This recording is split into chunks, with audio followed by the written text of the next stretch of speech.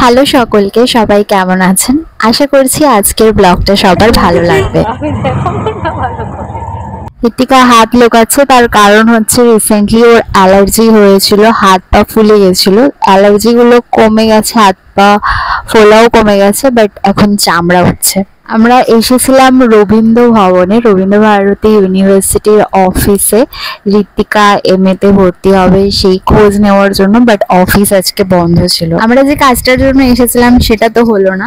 তো ঋতিকা বললো ঘুরতে যাবি, আমি বললাম হ্যাঁ যাবো। তারপর আমরা এখন বেরিয়ে পড়েছি ঘুরতে যাওয়ার উদ্দেশ্যে। তোমাদেরকে আমি আগের দিনই বলছিলাম যে ঋতিকা আমার জ্ঞানগুলো একটু বেশি সিরিয়াসলি নিয়ে নিচ্ছে।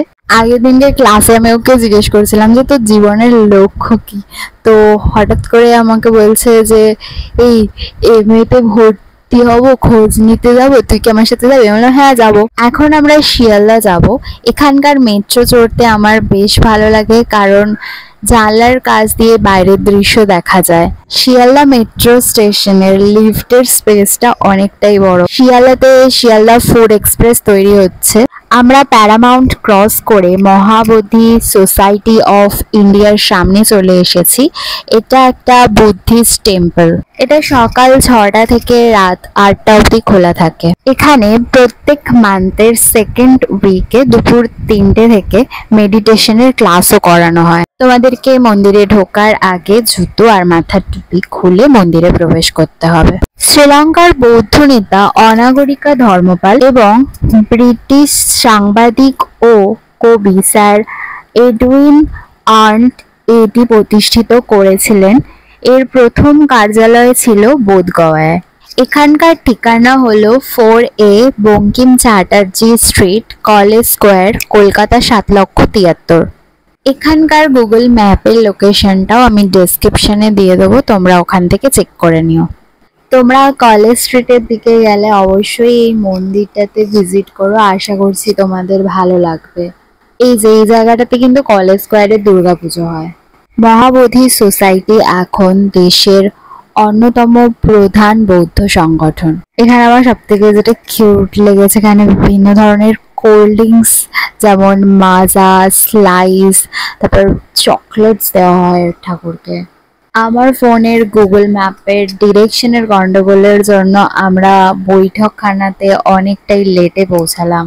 আমরা কেশবচন্দ্র সেন স্ট্রিটের দিকে চলে গেছিলাম, আর ওই দিকটাতে একটা কাকু আমাদেরকে আরো ভুলভাল রাস্তা দেখিয়ে দিয়েছিল। ভাগ্যিস আমরা ওই দিকটাতে যাইনি। আমরা এখান থেকে অর্ডার করেছি চিকেন স্যান্ডউইচ, যার প্রাইস 65, আর চিকেন মোমো, যার প্রাইস 60। এখানে দুটো রুম আছে, দুটো রুমেরই দেওয়ালগুলোতে খুব সুন্দর সুন্দর পেন্টিং করা রয়েছে। এখানকার জানলা দরজার পর্দাগুলো গামছা প্রিন্টের। এখানে একটা নস্টালজিক ব্যাপার রয়েছে। এখানে তোমরা একাও যেতে পারো অথবা ফ্রেন্ডস গ্রুপ নিয়েও যেতে পারো। এখানে বন্ধুদের সাথে গেলে বেশি মজা হবে। আমাদের খাবারগুলো চলে এসেছে। এখানে 5 পিস চিকেন মোমো দেওয়া হয়েছে উইথ চাটনি। চিকেন মোমোগুলো খুবই টেস্টি ছিল, বাট যদি আমরা স্যুপ পেতাম আরো বেশি খুশি হতাম। চিকেন স্যান্ডউইচটা মাঝখান থেকে স্লাইস করে দেওয়া হয়েছিল, একটা টমেটো কেচাপও দেওয়া হয়েছিল সাথে। ভিতরে কিন্তু চিকেনের পরিমাণ বেশ ভালো মতো ছিল। আমাদের যেন ঘোরা শেষ হচ্ছে না, এখন আমরা মার্বেল প্যালেস যাব। আমরা চলে এসেছি ঠনঠনিয়া কালীবাড়ির সামনে। মায়ের দর্শন পেয়ে মনটা বেশ খুশি হয়ে গেল।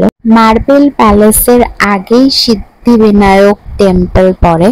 আজকের দিনটা বেশ দারুণ কাটছে আমাদের, কিন্তু এখানে আসার কোনো প্ল্যান ছিল না, হঠাৎ করেই প্ল্যান হয়। এখানে এসে আমরা প্রসাদও পেয়েছি। এই মন্দিরটাতে গত বছর দুর্গাপুজোর সময় পঞ্চমীর দিনে এসেছিলাম, হঠাৎ করে এই মন্দিরটা দেখা মিলেছিল।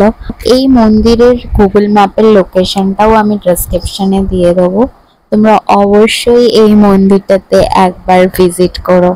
এখানে খিচুড়িও দেওয়া হচ্ছিল, আমি খিচুড়ি দেখলে লোভ সামলাতে পারি না, সেই জন্য আমি চেয়ে নিলাম। এখানে এসে জানতে পারলাম এখানে কিন্তু বিভিন্ন রকম ভোকেশনাল ট্রেনিংও দেওয়া হয়। আজকে আমরা মার্বেল প্যালেসে ঢুকতে পারলাম না, একটু দুঃখ হচ্ছে। সোমবার আর বৃহস্পতিবার বন্ধ থাকে, সেটা আমরা জানতাম না।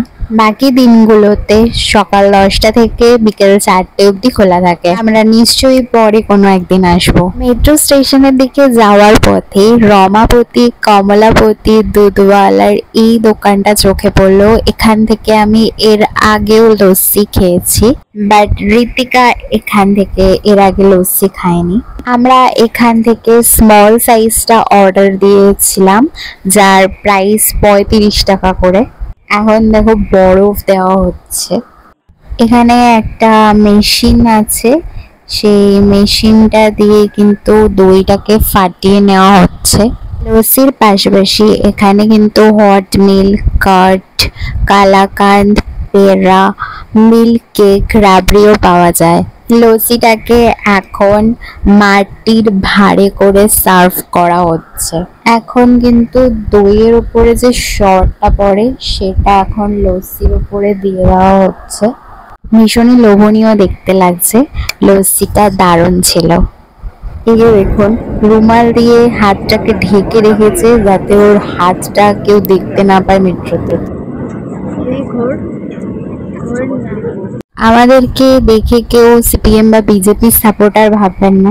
গণেশ ঠাকুরের মন্দির থেকে আমাকে লাল রঙের টিপ পরিয়েছে, আর হনুমানজির মন্দির থেকে ঋতিকাকে কমলা রঙের টিপ পরিয়েছে। আমরা এখন বট গাছের তলায় বসে একটু আড্ডা দিচ্ছি। আজকের ভিডিওটা কেমন লাগলো অবশ্যই আমাকে কমেন্ট করে জানাবেন।